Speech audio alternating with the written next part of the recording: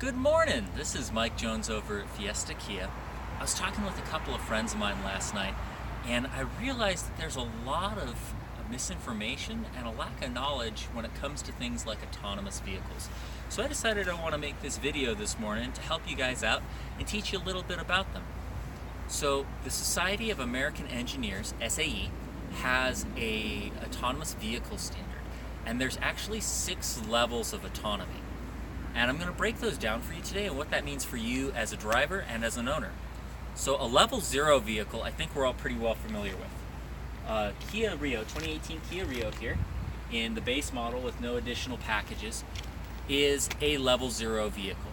What that means is that the vehicle is not capable of making any type of adaptive decision on its own about the road around it.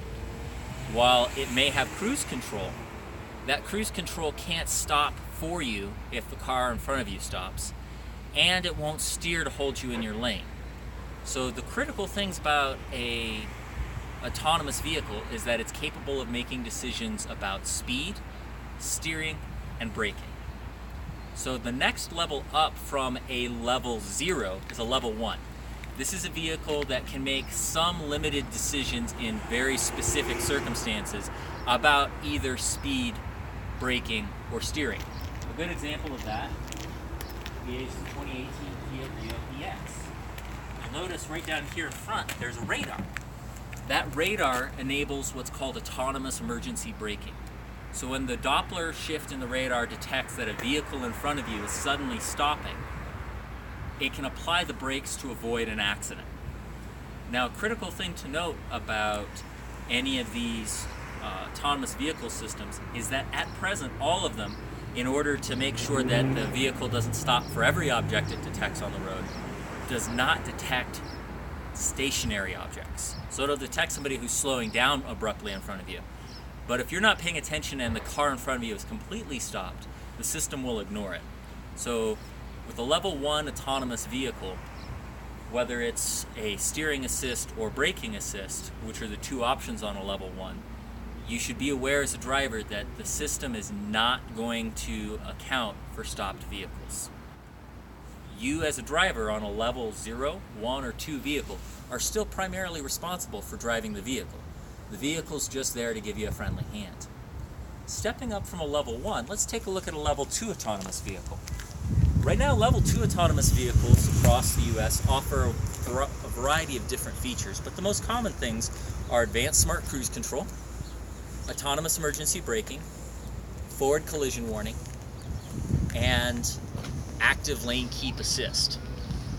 Now, our 2017 Kia Niro only had lane departure warning, but the 2018, like this one here with the tech package, features not only the radar for the autonomous emergency braking, but also the Mobileye camera, which enables the advanced smart cruise control and the active lane keep assist.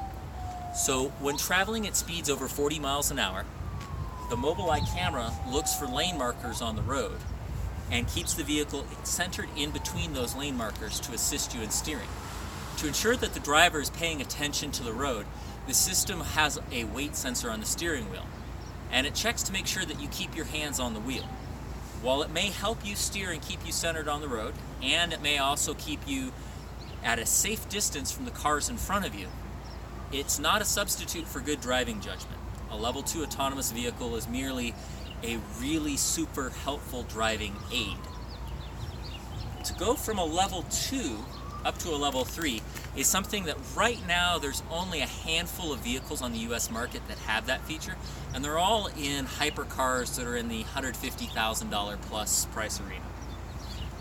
Even Tesla's Autopilot is a level 2 system. It features smart cruise control, lane keep assist, blind spot detection, and forward collision warning and autonomous emergency braking. So you can get all of the features that a Tesla Autopilot has with Kia's DriveWise on a Kia Niro or a brand new Kia Stinger for a lot less money. The level 3 systems, the Niro's already been designed for coming out in the future, but what you'll see with them is they have to add another type of sensor, a sensor called LiDAR. That's a radar that instead of using radio waves to range and detect targets, it uses visible light. So there's extra space built into the rear view mirrors and this little scoop built in at the top of the windshield for where LiDAR sensors are going to go in the future. The LiDAR creates a full map all the way around the vehicle so that the vehicle is aware of all of its surroundings. That's the primary difference between a level 2 and a level 3 autonomous vehicle. A level 2 is only aware of what's directly in front of it, and to some limited extent with radar blind spot like the Niro has, to the side and to the rear sides of the vehicle. It doesn't have a clear enough picture to be able to track each vehicle around it and make decisions about changing lanes or moving around the road on its own. A level 3 vehicle, however, with LiDAR, does have the ability to make those decisions. And again, the driver is still responsible for making decisions and overriding the autonomous system if it makes a decision incorrectly.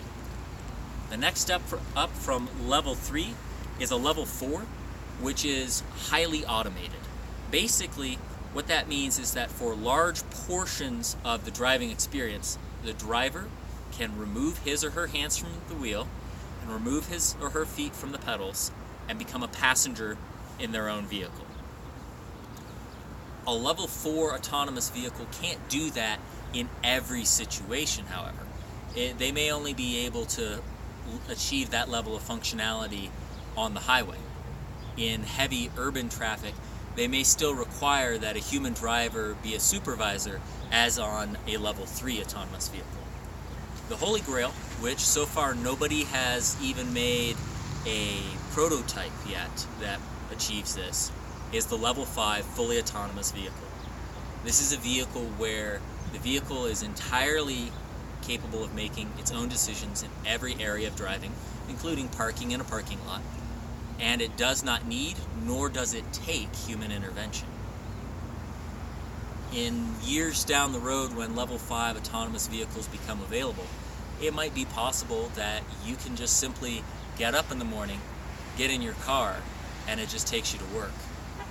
In fact, your car might already know your schedule so well that you just go outside and get in. It's already warmed up and your favorite music's already playing.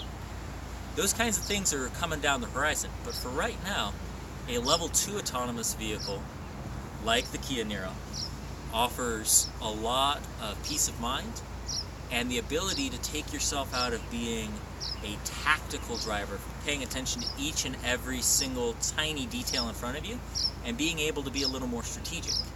When you don't have to focus precisely on maintaining your following distance between you and the car in front of you, and perfectly centering yourself in the lane, you have more time that you can look around and check out what all the other vehicles around you are doing, and look ahead and see what's going on the road further on down. It also allows you a chance to take the opportunity to use the voice-activated navigation to make some navigation decisions. And so when you see that there's traffic coming up on I-25 right at the curve on San Mateo and San Antonio, you might hop off at Tramway and take the tramway all the way down to get to I-40, rather than trying to fight it through the other way. And being able to take your eyes away from the road for a couple of seconds safely to be able to make that decision makes you a better driver, because you can trust the car for a couple of moments and you'll know that as long as somebody's not completely and totally stopped on the road in front of you, the car will avoid any collision. Now, for more content like this, and if you have more questions about autonomous vehicles, go ahead and like this video, subscribe to my YouTube channel, CarGuy281-330-8004, or follow me on Facebook at CarGuy281-330-8004. Thanks!